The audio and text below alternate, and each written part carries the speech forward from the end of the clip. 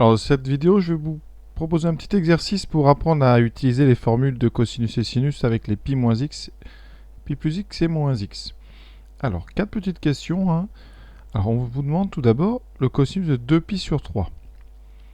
Alors, 2pi sur 3, il faut le placer dans les familles connues. Alors, les familles connues, vous en avez 3, pi sur 3, pi sur 6 et pi sur 4. Alors là, on est dans la famille des pi sur 3. Et dans les familles des pi sur 3, ils sont 4.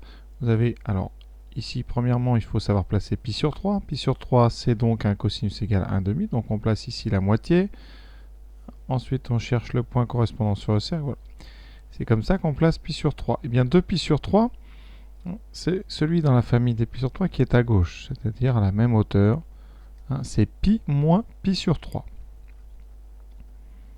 C'est la symétrie avec pi moins x.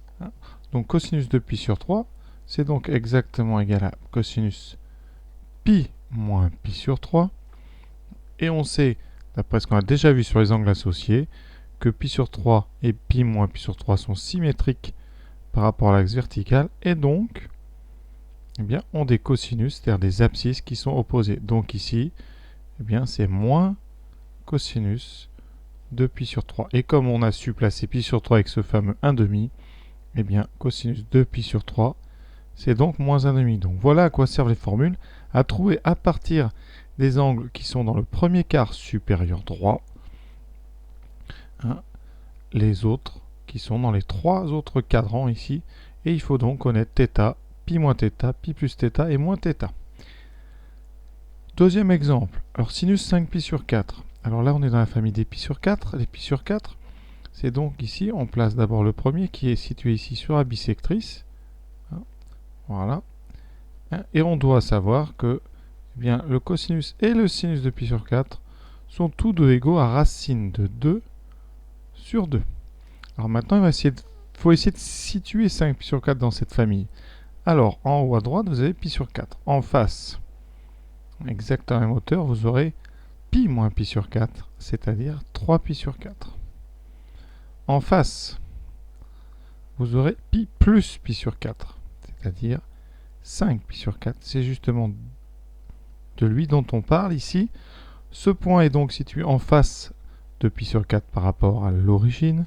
Et les coordonnées sont donc l'opposé des coordonnées de pi sur 4, c'est-à-dire ici, un moins sinus pi sur 4, alors qu'on fait en deux temps si on veut vraiment le rédiger, qu'on écrit donc sa forme sinus pi plus pi sur 4 égale donc à moins sinus pi sur 4. Et c'est là la formule sinus pi plus x égale moins sinus x, qu'on retrouve toujours par le dessin, et donc moins racine de 2 sur 2.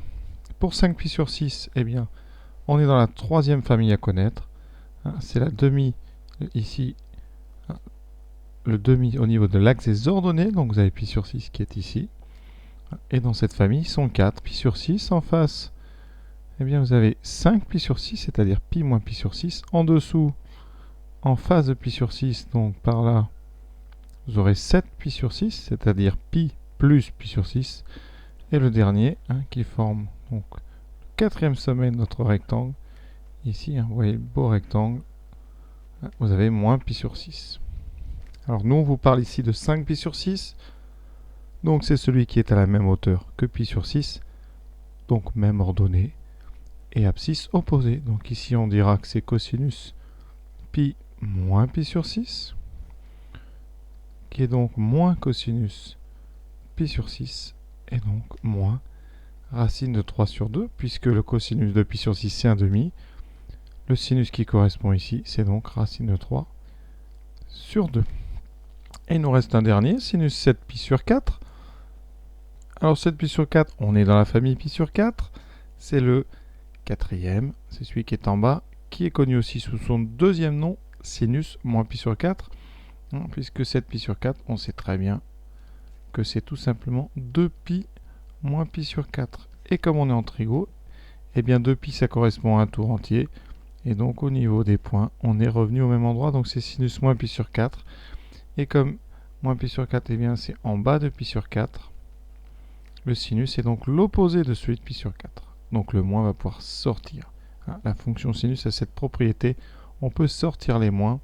Ça donne moins sinus pi sur 4 qui nous donne moins racine de 2 sur 2. Donc voilà une des premières applications de ces formules, c'est de pouvoir comme ça, à partir des 3 valeurs ici qui sont dans le cadran supérieur droit, de trouver les 9 autres qui correspondent aux 9 autres membres des familles des angles associés.